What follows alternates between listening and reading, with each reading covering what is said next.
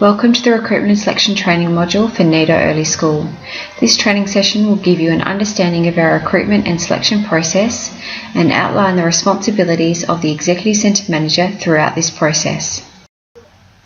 By the end of this presentation, you will have an understanding of the key steps to recruit an employee, the tools you have to determine the recruitment needs of your centre, the differences in the recruitment process between established centres and new centres, and the qualities important to NAIDO that we look for in our candidates.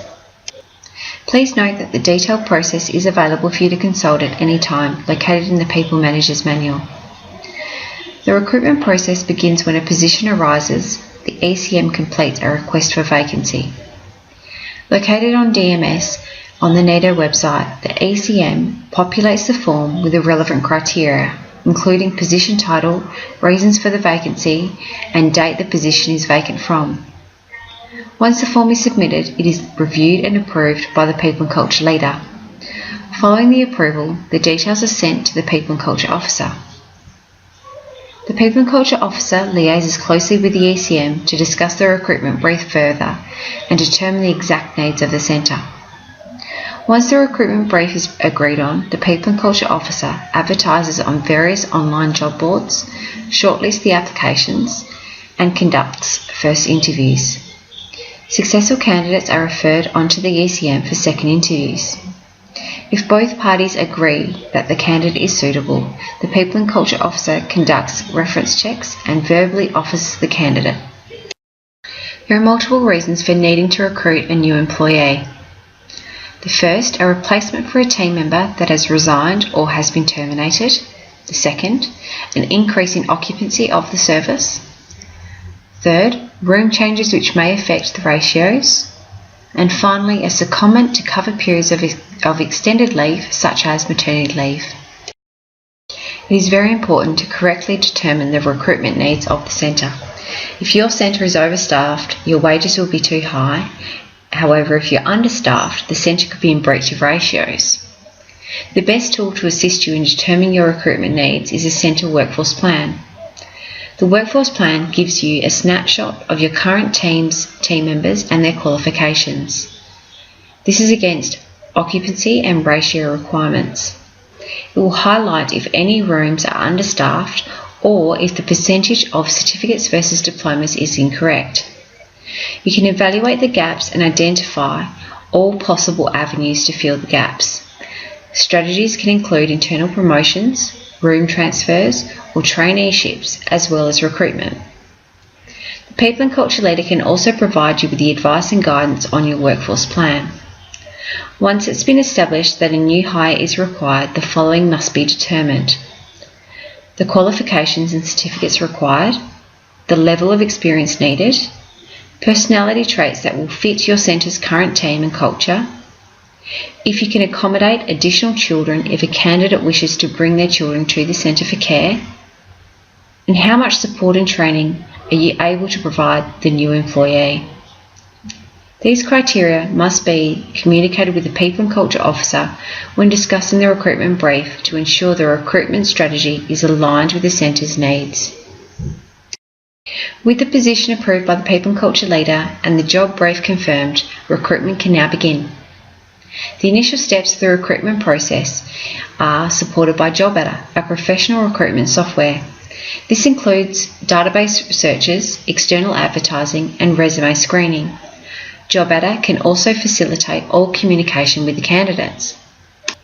Here is an example of JobAdder's function. On the left, you can see a sample of open jobs and the number of applicants received for each of these positions. When clicking through to the applications, we can easily view the candidate's resume as well as the progress of each application. Candidate's name have been blacked out for privacy reasons.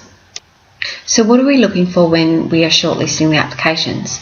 Firstly, they must have the relevant qualifications. We then consider how much hands-on experience they have, their written communication skills, and where they reside. We will also review any previous communication between the candidate and the company. All notes are stored on JobAdder, which allows us to review any previous applications made by the candidate. In their phone screens, we assess their verbal communication skills, knowledge of the company and Reggio Emilia, their reasons for wanting to leave their current position or last position if not currently employed, confirm their qualifications listed on their resume, discuss their experience and scope of previous roles, as well as their availability and notice periods.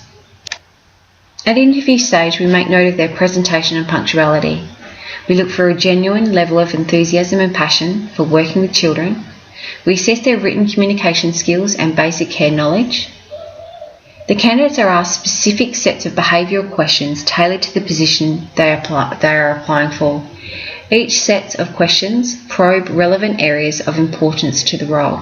For example, leading educators are asked about their leadership skills, team management abilities and programming experience. The candidates are asked to reflect on their strengths and weaknesses and how they respond to feedback.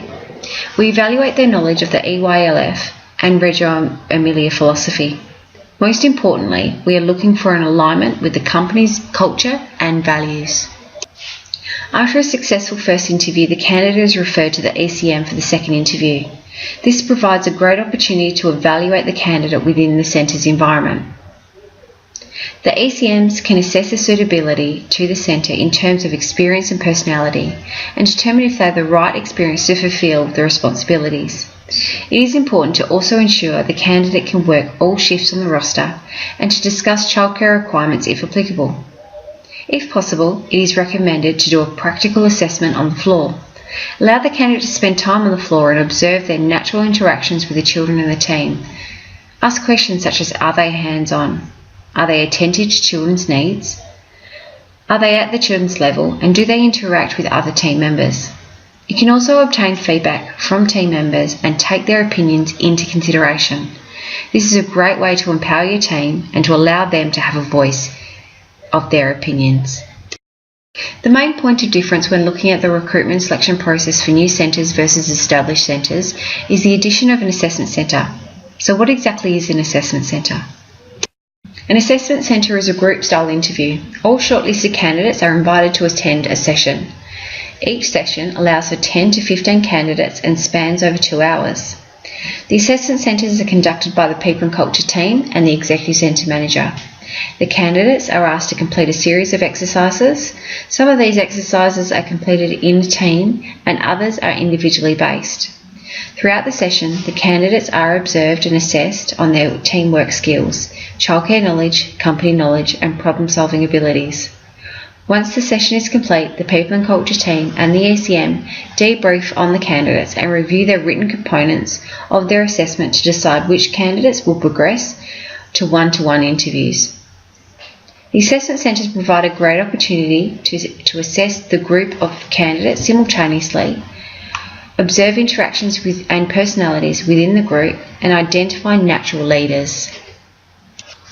Our extensive recruitment and selection process promotes equal employment opportunity. All candidates have the opportunity to apply for available positions, and all candidates are assessed against the same criteria. We embrace different cultural backgrounds and value the richness they bring to the children in our centres. The key points to take from this training session is the importance of the job brief, clear and open communication between the People and Culture team and the ECM, and the shortlisting process is very thorough. The full recruitment and selection process is available in the People Managers Manual. NIDO promotes and supports equal employment opportunity. Thank you for your participation. Please do not hesitate to raise any questions with the People and Culture team.